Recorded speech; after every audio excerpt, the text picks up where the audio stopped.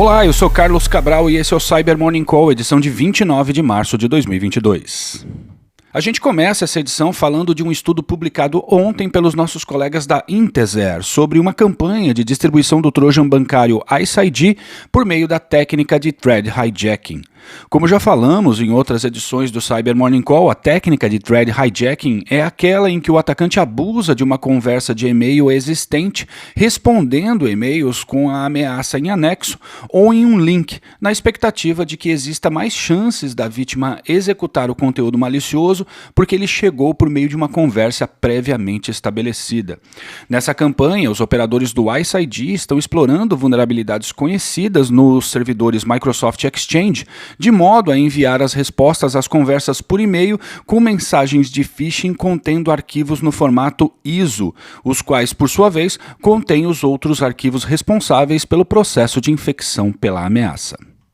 E repercutiu bastante ontem a divulgação pela Sophos de uma vulnerabilidade crítica no portal administrativo do Sophos Firewall. Catalogada como CVE 2022-1040, a falha permite a execução remota de comandos por meio de um bypass no mecanismo de autenticação do portal. Segundo a empresa, o problema foi corrigido e os clientes que possuem o parâmetro de atualização automática ativado, o qual faz parte da configuração padrão, já estão protegidos contra ataques com exploits para essa falha. Se essa não for a sua configuração, é necessário ativá-la ou fazer a atualização manual para evitar possíveis ataques que exploram essa vulnerabilidade. E a fabricante alemã do software espião Finfisher, bem como duas outras organizações do mesmo grupo, recentemente declararam insolvência. As empresas fazem parte de um controverso mercado ocupado por organizações que vendem sistemas de intrusão a governos de todo o mundo sob o argumento de que seus produtos ajudam a combater o crime e o terrorismo. No entanto, há diversas denúncias do uso desse tipo de software em ataques contra jornalistas e opositores de diversos regimes.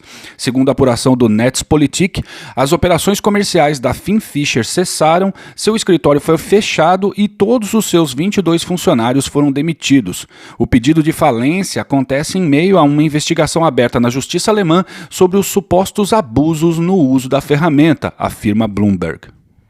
E o serviço do provedor de internet ucraniano UKR Telecom passou por situações de instabilidade ontem, as quais reduziram sua taxa de conectividade a 13% do normal antes da guerra.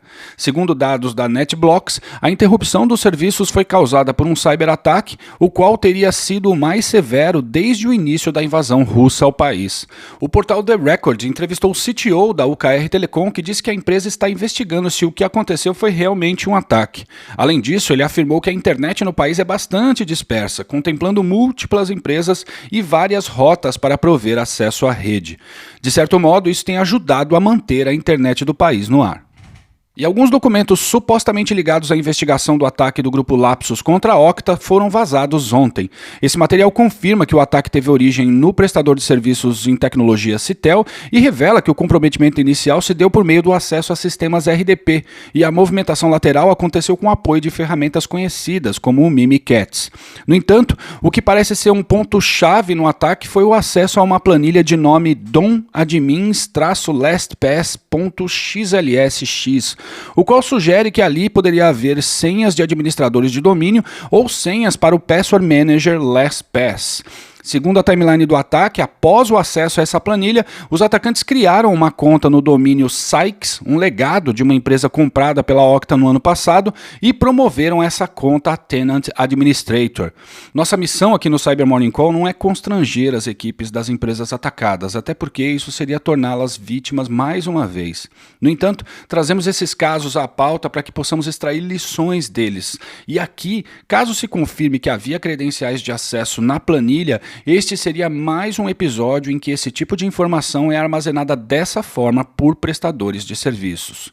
Essa é uma situação frequentemente encontrada em empresas que administram sistemas de múltiplas organizações e que precisam ter as senhas disponíveis para administradores que trabalham em turnos diferentes.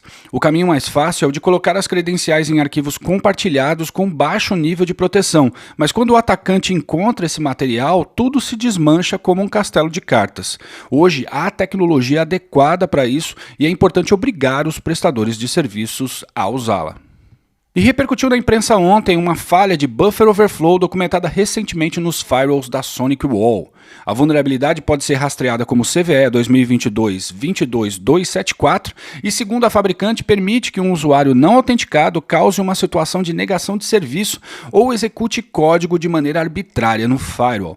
O problema foi corrigido pela fabricante e afeta firewalls das séries TZ, NSA, NSV e NSSP. Apenas o firewall NSSP 15700 ainda não possui atualização para o problema, a qual estará disponível em 2 semanas. Medidas de mitigação foram publicadas para esse caso. Links aqui na descrição do episódio. E é isso por hoje, obrigado por ouvirem o Cyber Morning Call e tenham um bom dia. Você ouviu o Cyber Morning Call, o podcast de cibersegurança da Tempest. Nos siga em seu tocador de podcast para ter acesso a um novo episódio a cada dia.